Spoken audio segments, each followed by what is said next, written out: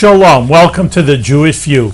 My name is Rabbi Nachman Simon with the Chabad House of Delmar, together with my co-host Marc Gronich, who's from jbiztechvalley.com and Statewide News. We have a very interesting guest. You last say very interesting output. Super on Congressman Tonko of Bethlehem. Of course, we're in Bethlehem TV, but the whole Capital District area. Congressman, welcome to the Jewish View. Thank you, Rabbi Simon, and thank you, Mark. It's great to join both of you. Well, it's great to see you here. This is very special. I've known you for a couple of decades now. Yeah, I've been around for a while. And, you know, you were in the Assembly for many years, and energy is your field of expertise, and energy is what you seem to emote and embody in your in how ubiquitous you are in this district. Yeah, it's a fun district to represent. I have to tell you, it's kind of energizing to have new territory. You know, you miss the old portions that were taken off of the 21st Congressional District, the Schoharie County, Fulton County, Montgomery County portions. But now new territory is added in Saratoga County, and it's a challenge to get out there and just meet new constituents, about 100,000 large. There's a large Jewish community in Saratoga County. Yes, there is throughout the Congressional District. So it's a fun area to represent, and the synagogues keep me busy. Okay. And they have many events, and I've had some of the rabbis notice when I'm there 3-4 times a weekend, and they wonder what's happening. So. Well, you're better than some Jews. That's how you're like an honorary Jewish person over here. I don't want to be the measuring stick. Yeah. Well, I'm glad you're here on the show. Thank you very much for coming. My pleasure. You grew up in Amsterdam. Right. And your mom, she still lives? My mom and dad still live in Amsterdam, wow. And you know, it was a great community to grow up in. It's a mill town, as we all know, and you know, struggling to re-identify its economy, but you know, it was a neighborly town where everybody knew each other, and as a mill town, everyone was driving for that. You know, climb up the economic ladder for their children. You know, offering all sorts of help, fighting for good schools and programs that would nurture the young. So it was, you know, not a complaint from me. It was a wonderful place to call home and to grow. Yes, yes. Yeah, you're still in the same place that you grew up in. Right, yeah. Right. Well, that's and many of the people I knew when I was knee-high to a grasshopper, as they say, are still around, believe it or not. So there's... Now, there must be longevity in your family. I mean, you're 64. Four. My parents are both 92, married for 66 years. Wow. And, yeah, I've had great-grandparents who have made it to post-100. Okay. And well, we could see you in Congress for quite a few years. Yeah, you'll be a senior member over here. Yeah. Oh, see, there's a way to build seniority, I guess. But you know, I know that you're on the the business committee, and you know, it's interesting. Again, I'm not a businessman; I'm a rabbi. But my wife comes from Boston. I know there was like textiles, and they just reinvented themselves with computers and high tech. And a little bit, you see that Albany. I mean, that's where the area we're in, the nanotech, because the manufacturing jobs are, like you say, mill towns, and these different factories are not there anymore. I think what you're citing, Rabbi, is the fact that it's transitioning to advanced manufacturing, which is precision orientation. Very pricey outlay in the beginning. That's where a lot of the partnership, public-private partnership here has worked so well with labs that have been established at nanotech, and where startups, incubators, are getting assistance with a number of these efforts. And you know, the infrastructure investments, ranging from physical infrastructure to capital infrastructure to human infrastructure, have now allowed for a clustering to take hold. So much so that you know, Brookings Institute has cited us as one of the hottest properties out there in the country, as a hub, a region for green-collar energy job growth. Forbes magazine has done likewise. The publications galore that have cited us either in the top 5 or the top in terms of jobs that have been created in that regard. So I see the Mohawk Valley, that's home and hometown for me, to grow into the next high-tech valley. We have investments now from the state of New York in nanotech in Utica, and we run as far east as Rensselaer County with this investment into Saratoga County, I can very well envision that we will have in a decade, the next decade, see the growth along the axis that runs east-west because of the saturation going north-south. And without any sense of exaggeration, I think the sense of optimism here is justified and beginning to document itself, which is good. Now, while the state has given nanotech seed money going back to the Mario Cuomo years, right? How much has Congress? What is Congress's financial input has been? Well, you know, there are a number of things that this president has invested in. Well, he came to Albany nanotech. Well, and it's interesting. He's come here now 3 times. Yeah. First to Hudson Valley, right. Then to GE, and then to nanotech. Right. And I think the 3 visits are proof positive that he likes what's going on here, and he showcases it because it validates his vision for the economy that he sees coast to coast. Okay. What about the financial? The financial pieces, he has invested in an NMI initiative, the National Manufacturing Institute initiative, which is lending itself federal dollars toward communities, consortiums that are developed. And we're, I think, in the running right now with a great application that has been pursued by a number of entities in this region, ranging from RPI and GE and IBM and nanotech, all putting together this consortium appeal for application for this federal funding, which will how much? I believe it'll be about 70 million in billion.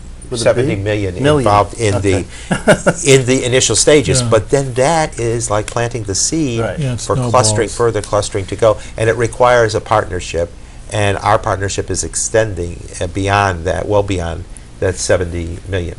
As a congressman, so that's kind of your part also. Do you feel that's your role to give it a little bit of a push from the back or something to grease up the wheels or something? A number of roles there to advance public policy that will reinforce the president's vision and to further complement it. I think it's also an effort to secure in the budget the dollars that he has requested. He envisions at least 15 of these centers. And what they do is take a laser-sharp focus onto very specific technology. In this case, we would be talking about the interconnection of renewables to the grid, or the ability to address electric vehicles with more resilience. There are these bits of technology that need to accompany our walk forward with advanced manufacturing. He wants us to be ahead of the curve and put together this really laser-sharp focus on a specific order of technology that has applicability across many spectra out there that will make things happen. And what about the Israeli component with nanotech? Yeah, that's an interesting partnership. They're thinking that could translate into some $3 billion worth of stimulus that will come. Basically, it's a partnership between nanotech and the Israeli Industry Research and Development Network. That network will be able to utilize the labs at nanotech. They'll get to better understand and partner with the many programs at the college and be able to share that growth with Israel. Now, I think that's just layering atop some of the other activities that we've known since the 70s, where the BIRD program, the Binational Research and Development Program, has taken us and taken Israel into a great realm of success.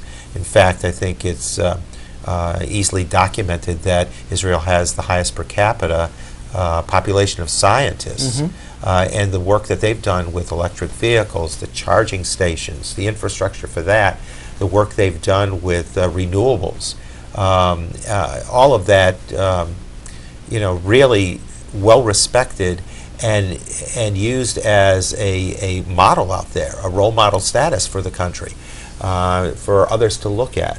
I think that's a tremendous accomplishment, and perhaps the propensity to be energy independent, surrounded by these nations that are supplying great amounts of oil around the world. that propensity has driven Israel, I think, along with this partnership. And we have also taken their Science Foundation monies, which have been significant also, and given them an energy spin, which has allowed for the discussions on and the investments in renewables and in cutting-edge technology, in innovation. So I think the two countries have a very strong bond, not only in work that's being done, but in the goals, in the goal setting. And that is to be energy independent, to be able to produce jobs through innovative concepts that both nations are inspiring, that allow us to be more resourceful with the energy supplies that we have, not only in terms of efficiency when we're generating these energy supplies, but efficiency when we're transmitting the electrons, and efficiency when we're utilizing the resources. So across the board, it's cutting edge, and it translates into tremendous job growth. And it's why I get very upset when we've had discussions in Washington where through sequestration or through just the advancement of policy on the floor outside the budget, we're looking at dumbing down. We're asked to accept this notion of dumbing down research, our R&D component, education, higher ed. Nothing could be worse than right now in this moment where we and Israel are in an international race with dozens of nations for an innovation economy, a clean energy economy. And I liken it to the 60s when I was a kid and watched as a president, rather youthful president, appealed to this nation. And in bipartisan, multipartisan measure, people came forward. And they reinforced this notion because we had just come back from a Sputnik moment where we dusted off our backside. And that loss, in retrospect, was a good thing for us. It drove the passion that we needed to stake the flag, the American flag, on the moon.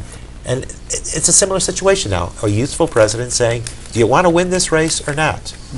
Have you been to Israel? I have not. You have not? I have well, not. I have not either. So you take we a should group tour? Well, let's there have you a go. group So we tour. should go There you go. Look at this. We're going to get a group package. That's right. I wanted to, they say that if someone wants to run for president, they have to go to the three I's, Israel, Italy, and Ireland. But I guess India is now a fourth eye in that. But anyway, we'll go beyond that. I don't think I said I was running for No, president. you didn't. But I'm just, All right. I digress. Well, thank you for the thought that you think I could. I wanted to say, your interest in the energy movement has not been recent. No, I mean, no. you were a member of the Public Service Commission in Right. New York State before you became an assemblyman. Yeah, that's a language in and of itself. Tariff and rate, lingo, Yeah. nomenclature is a science in and of itself that really prepared me well for my consumer orientation of the job. But you're right, this energy drive goes way, way back to the 70s when I worked in the Department of Public Service as an engineer in the communications division. But beyond that, I had spoken to a number of folks in the leadership going back to the days of Saul Weprin as speaker, and then certainly Shelley Silber, who was tremendously supportive of our work as an energy committee in the House and gave us great latitude. But I had said to the leaders in the Assembly through the years that there was an issue, energy, that was not being addressed, and it's a commodity that's essential. It speaks to the profitability and the productivity of business, and it speaks to the daily needs of a household, and it impacts a household budget. In poor households, an extraordinary amount of the percent of their budget is energy costs, and many have to choose between eating or pharmaceutical needs or medical needs or energy and heating their home. And we see it now. We see it today with attacks on weatherization programs, heat programs. It's And unjust. HEAP is being cut. Yeah. I mean, these are fights that you still take and battle for in Washington.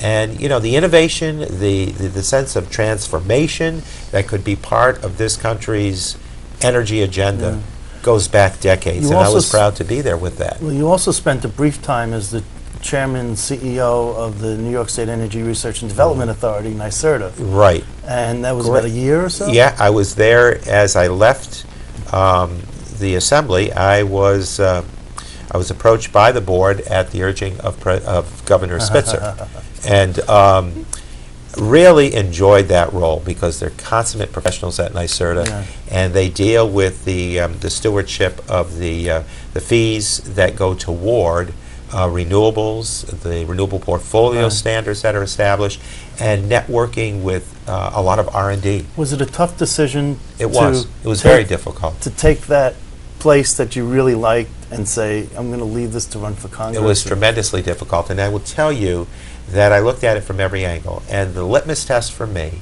has always been, where can I do the most good? Well, you also like people. I do. You're also a people person. Yeah. And you like to interact with people. I mean, you are just out there tremendous numbers of times, more than I could say for anyone else. And it's not like you'll do it. You'll be out there for whether it's 2 people, 10 people, or hundreds of people. It won't matter to you, which is something I found fascinating. Well, I think the job. Well, I thank you for that compliment, Mark. But I think the job begins and ends with a respect factor. Right. And when you take these jobs, you need to ultimately. I mean, just you sacrifice, but the sacrifice is because you need to show the respect toward people that have placed their trust in you, and if they've voted for you or not, it doesn't matter. They have to be approached with its utmost amount of respect. Do you find the human perspective in Congress a bit of an issue for you?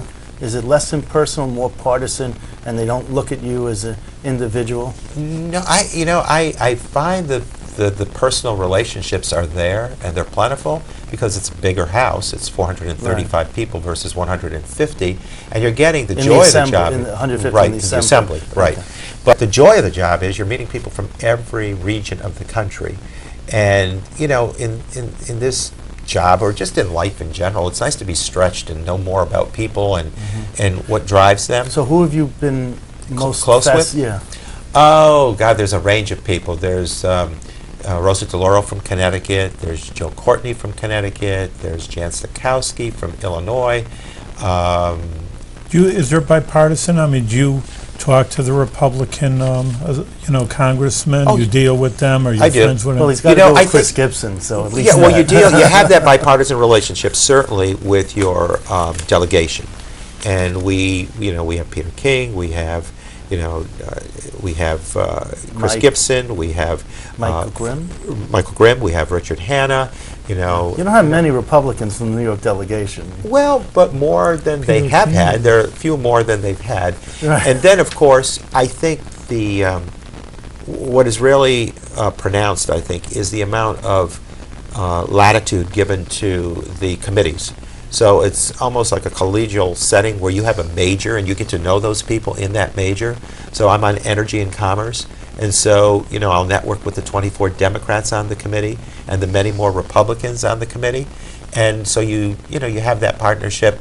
I am ranker on the Environment and Economy subcommittee that reports to Energy and Commerce. Oh, wow. So Representative John Shimkus from Illinois is a Republican that I'll routinely meet with and work with. So throughout my career, I've tried to make it a bipartisan experience so that you can get things done.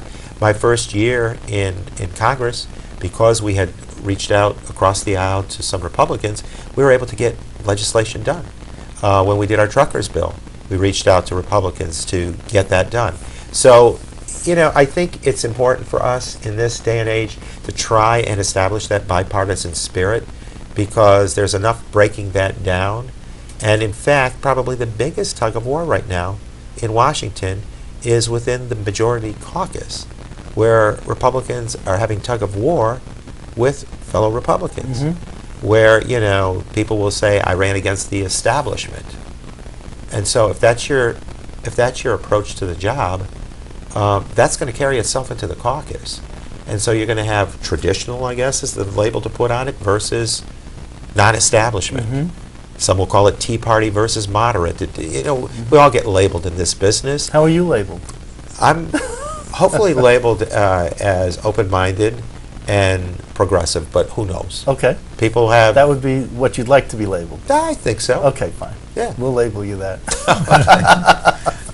Labels, labels. Labels, right?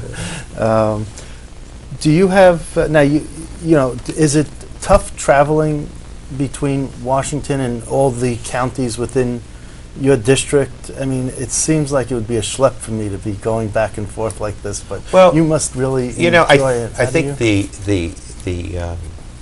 the pace, you establish the pace of the job your first term. You know it, obviously, going into it, but until you really live it, it doesn't become as real. But I think through the first term, I was able to establish a pace. Probably the downside for me was being in an assembly district, which is a fifth of a congressional district, Sure. and I tried to be omnipresent. Yes. And so that driving force is still within me. But again, it goes back to the respect factor, to just show people you care enough to want to be with Well, them. how does this impact your personal life and what you do? What personal life? Okay. You know, again, you make decisions, you know, and I'm kind of driven by the service side of the job.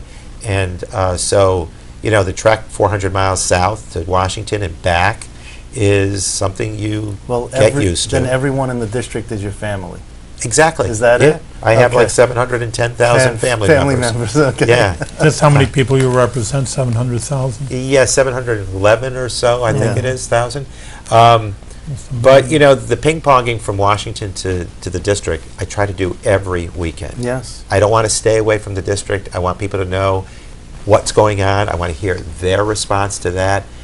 We don't always agree, but I think, you know, I learn from those visits. I hope they learn about what drives me. And I think as important as the yes or no that you cast on a vote is how you got there. Mm-hmm. And I think, you know, again, the dialogue that we need to have in government isn't always there because we live fast-paced today. We have a microwave mindset, you know, good. and I really think that, you know, when we look back as students of history, we'll acknowledge that our framers of our government intentionally had many checks and balances. It was designed to be slow and check Right. things out. And today we're in microwave. I mean, you have a good idea in Albany, you announce it, by the time you get to Washington, one press of a button could defeat that measure just through the blogosphere. I always feel that, you know, that the American society should learn from Judaism, which just very simply is just that every day in the synagogue, and I say you're almost an honorary Jewish person, you've been in synagogue so much, but you know, you read the Bible once a little bit and go through it once a week, so you go through it a whole year. And it just, even I see people or even kids, and I talk to them, well, you know, that law, and I'm not a lawyer and I'm not a American history major, but I know basically, American law because we live in a country, and I always say to people, I say, I appreciate America more than anybody. They say, well, with a beard, you don't look like your typical American guy. I says, yeah, but I know what Jewish people have gone through throughout the years, and I appreciate living in the United States, I think, more than most people do, because they could be, they can live in England also, a lot of people, and they could be happy, but, in France and Poland and Russia, and, came here to be good. But just to review the law, that's what I'm saying. That's I see so beautiful in Judaism. It's not like, oh, well, I learned it when I was a kid, and 50 years later, how are you supposed to remember it? Just every year to remember it. That's why people don't vote. I'm, always appalled at the number of percentage of people appalled, or even who know the Constitution or the amendment. This is your basic rights, and why aren't you up for, to say, give a test to a new immigrant, but a citizen, they in 8th grade, you're done in learning. Knowing the issues, knowing where candidates stand, that's our awesome responsibility as citizens of a democracy. But to your earlier point, too, there is every bit of opportunity for us to be a mesh. I mean, to take our skills, our gifts that are endowed within us, and to share them for the betterment of community, which is a tenet of your faith, my faith. You have ample, abundant opportunity to do good and to do well in this country. And I try to do both. I try to do good and try to do well by the people that have elected me, and the building a better world, right, with the Tikkun Olam. Tikkun Olam is absolutely essential. Yeah. For us to survive as a nation. If we skip that opportunity to not build a better world, shame on us, because each of us has different gifts, and that's the whole quality of life, the essence of life, to pour yourself out. Is what I think I've the been beauty taught. of America, that's really what America is. They gave a free hand to as much as you can. It's not noblemen, and you're privileged. You can be poor. You can, you don't have to be in a class. You just, the sky's the limit. And that's the beauty, like you say. Absolutely.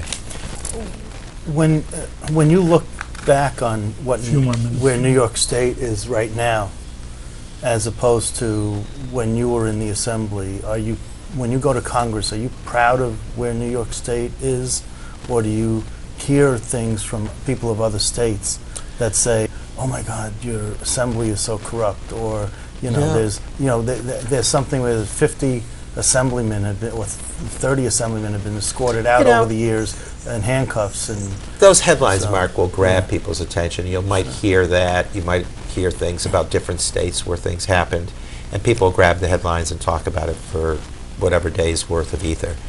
And but I will tell you that from the moment I entered into Congress till today, a number of colleagues come up to me and say, "What did New York do on this?